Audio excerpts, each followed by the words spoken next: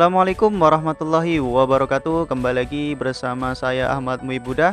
Di sini saya akan membuat sebuah tutorial cara menggunakan fitur Microsoft Teams, yaitu digunakan untuk rapat ataupun digunakan untuk pembelajaran.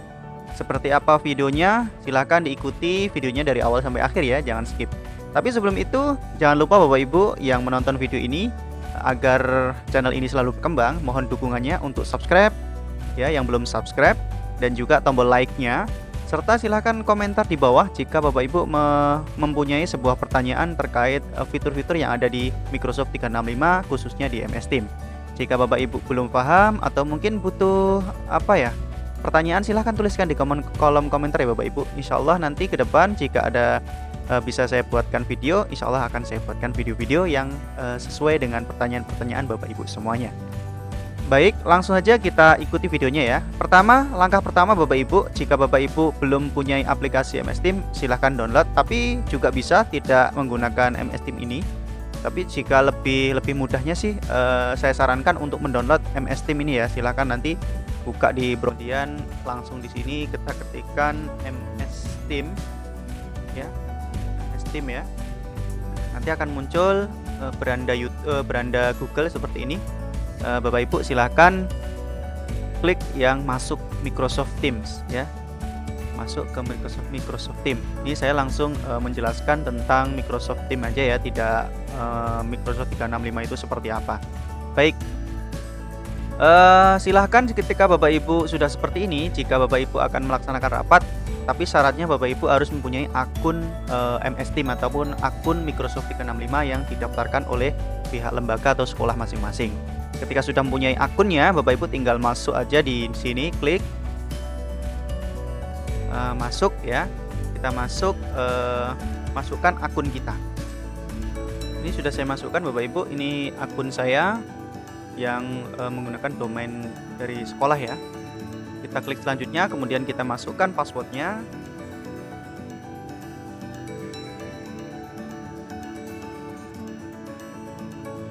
Setelah itu kita masuk. Setelah masuk tampilan seperti ini Bapak Ibu, ada dua pilihan. Dapatkan aplikasi Windows. Ketika Bapak Ibu mau menggunakan fitur lebih lengkap, itu saya sarankan untuk mendownload ini ya, dapatkan aplikasi dulu ya.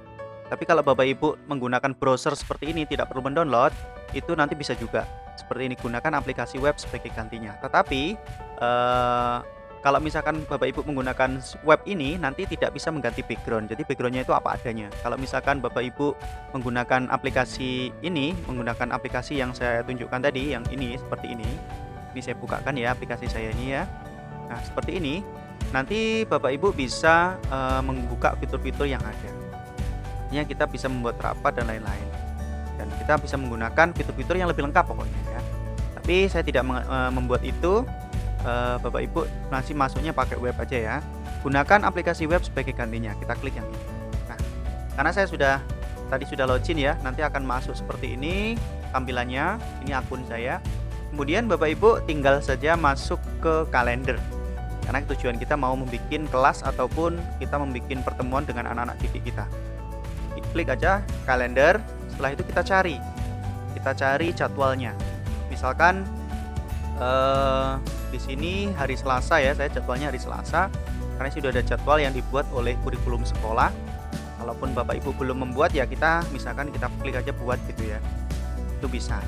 Kalaupun Bapak Ibu sudah ada jadwalnya, nanti kan Bapak Ibu ketika sudah didaftarkan di akun sekolah, Bapak Ibu khususnya di SMP 1 itu tidak perlu membuat rapat sendiri, jadi sudah dibuatkan oleh akun kurikulum, jadi sudah masuk di akunnya Bapak Ibu semua. Ketika Bapak Ibu semua masuk pakai akunnya pribadi masing-masing, Bapak Ibu di kalender itu sudah muncul sesuai tanggalnya mengajar Bapak Ibu. Misalkan hari Selasa jam ketiga itu ada agama Islam, maka di sini sudah ada muncul ini jadwal saya. Nah, setelah itu klik aja, misalkan besok itu misalkan pelajaran bahasa Indonesia nih ya, ataupun pelajaran agama lah, ataupun pelajaran yang lain. Itu tinggal klik aja jadwalnya, kemudian klik gabung. Ya. Setelah muncul seperti ini, nah, ya kan, sudah saya sampaikan tadi di awal, kalau di sini harusnya ada background Bapak Ibu. Bisa ada fitur pengganti background.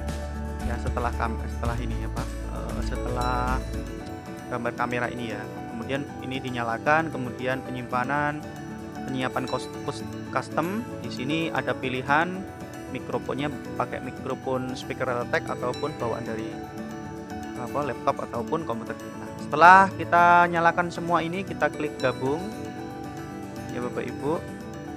Kemudian nah, ini sudah masuk ya. Ini sudah masuk di di pembelajaran. Nanti akan diatur oleh kurikulum bagaimana perekamannya dilakukan oleh guru. Bisa kita merekam sendiri, tapi karena kita dikoordinir oleh kurikulum sekolah, maka Bapak Ibu khususnya di SMP 1 itu nanti yang rekam adalah dari pihak sekolah, dari kurikulum, dari admin atau hostnya ya. Kalau Bapak Ibu misalkan mau adakan rapat mandiri juga bisa ya. Rapat mandiri Bapak Ibu tinggal klik ini kemudian mulai perekaman. Setelah itu Bapak Ibu tinggal share screen materi dulu. Share screen artinya materi kita perlihatkan kepada siswa. Klik yang ini Bapak Ibu ya. Klik ini kemudian kita klik desktop ya, paling kiri biasanya klik desktop. Nah, kita klik yang ini kemudian kita klik buka. Nah, ini apa yang kita buka ini sudah muncul di layar siswa. Hati-hati Bapak Ibu ya, kalau misalkan Bapak Ibu punya privasi data-data, jangan langsung membuka data, kita tutup dulu. Kemudian setelah ini selesai ya, kemudian kita klik PowerPoint-nya, kemudian kita tampilkan layar penuh. Nah, seperti ini. Kalau di sekolah ataupun di di studio sekolah mungkin bisa kita kontrol karena dekat ya, kita bisa cek-cek. Tapi kalau di rumah Bapak Ibu, pastikan Bapak Ibu menghubungi host di sekolah apakah layarnya sudah muncul atau belum, materinya sudah tampil di anak-anak atau belum. Kita harus komunikasi dengan host yang mendampingi kita. Seperti itu. Nah, kita tinggal ngajar aja Bapak Ibu. Nah, kita nyampaikan suara kita keluar enggak. Sebelum kita mengajar harus komunikasi dulu dengan admin yang ada di sekolah.